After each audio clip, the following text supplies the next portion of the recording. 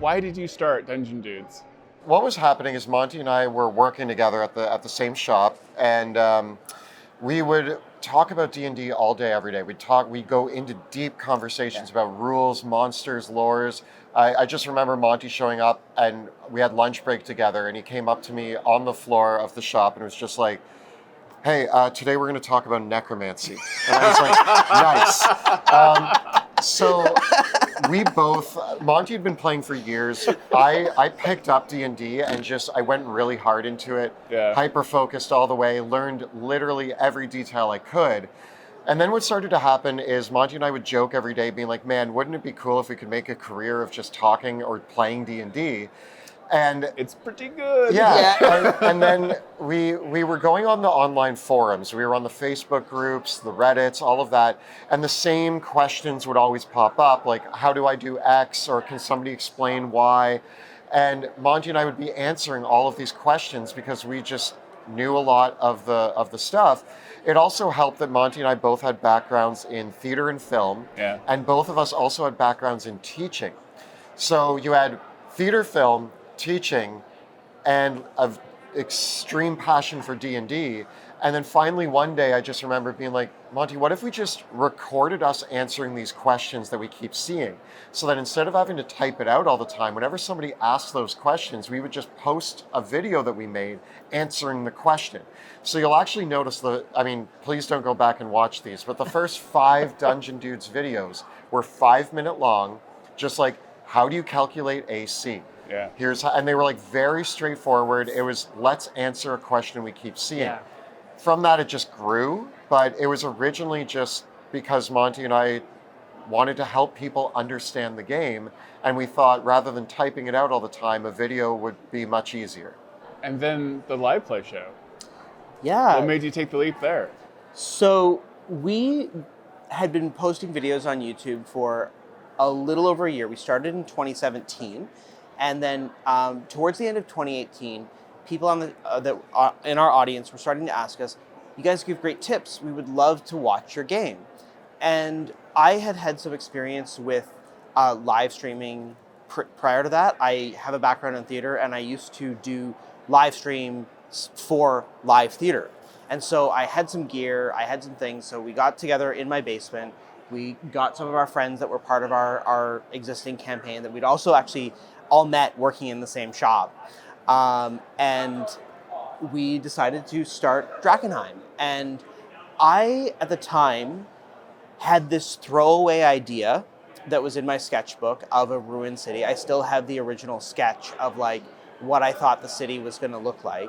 And I thought this will be like a really cool, I'm not super invested in this idea. Like it's not my gem idea. It'll just be a good like practice to see what it's like streaming a game. And we'll do like 6 to 12 episodes, and probably no one will watch it, and we'll be done with it after that. And my partner still says, you all said you were just going to do 12 episodes of this Drakkenheim thing? Because we did the first 12, and we absolutely loved doing it. Our audience just totally fell in love with the campaign, and we ended up having a really engaged community on our Discord following the first campaign. And by the end of the first season of Drakkenheim, which the book is now based on, people were asking, "Can I get the DM notes? Can we get this?" Yeah. And so that was where we embarked on the process to take the original campaign and then also Kelly and I, even from the very beginning of Drakkenheim, had discussed a lot of ideas for what the setting was, what the world was going to be, what the layout was going to be. And so there were so many ideas that hadn't been developed and explored in the original campaign that when we came around to doing that book, it ended up being such a collaborative process for Kelly and I co-authoring that book. Although there were ups and downs, like I think in writing Queen's Park Garden. Oh my God, yeah. Yeah, you tell it. So one of my favorite things that happened during the writing of the book, and this is also a great story for me because it's how I got to contribute to Drakkenheim, because originally Drakkenheim was Monty's world and city that he created. But what's great about a DM is they only make up what the players decide on. So everything else that was there, we just got to fill in the gaps together. But even the stuff that Monty ran, he was like, Kelly, can you work on Queen's Park Garden, which was a site that we visited in the original campaign.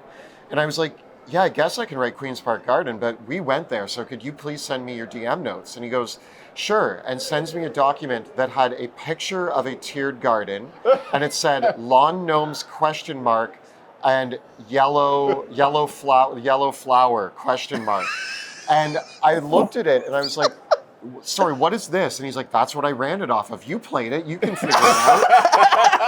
And I ended up having to write all of Queen's. So when you read the Queen's Park Garden chapter, I wrote that just, you'll find lawn gnomes in there, and you'll find the yellow flowers, the eldritch lilies and all of that. But I was just like, all right, I'm just going to make up a garden then, because apparently your DM notes are not helpful.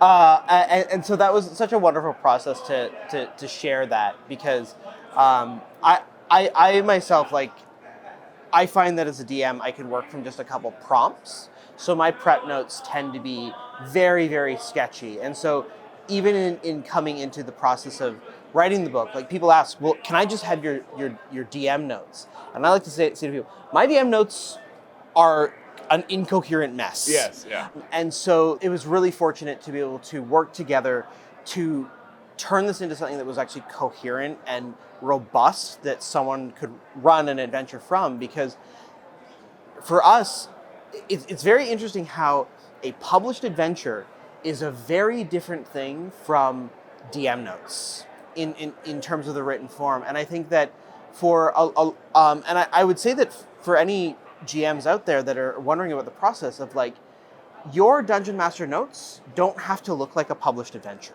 Yeah, no. That's not actually necessarily. Of course, everybody has their own process, and that is that discovery of a process.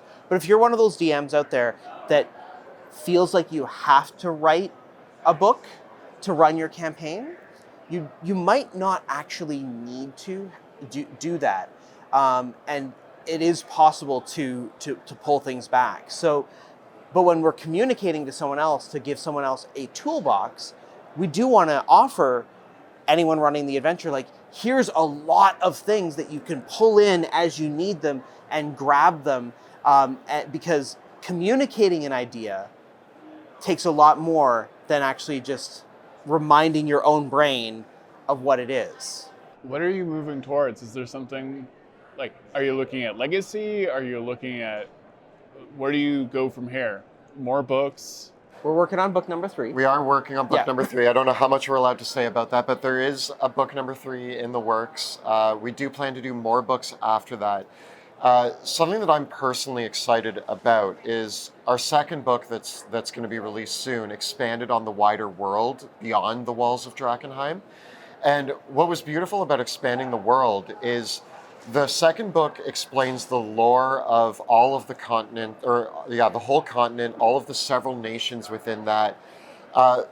It isn't an adventure book, but within that book, there are so many adventures implied within the narratives that are told that I don't know if this will ever happen, but I have like 100 different adventures that I could run in the world of Drakkenheim. I have stories about what's going on with the dwarves in our setting. I have stories about the magical school where children are taken by the Amethyst Academy and trained. What's going on there? There's so many little places that are ripe for exploration. And so, Monty and I also have aspirations, I think, of going beyond Drakkenheim and maybe exploring new territory at some point.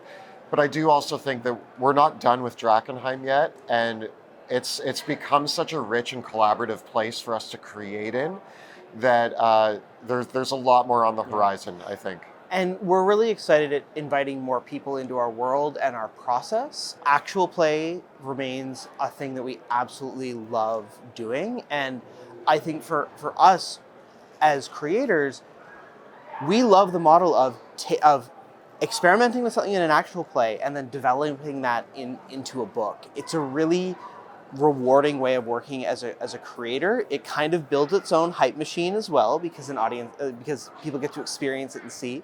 And so we're really excited to run more games, play more games, and try new things, experiment with new things, and see from there what we might want to develop further, whether that is more in the world of Drakkenheim or exploring new worlds. I feel like we're both people who are driven to create.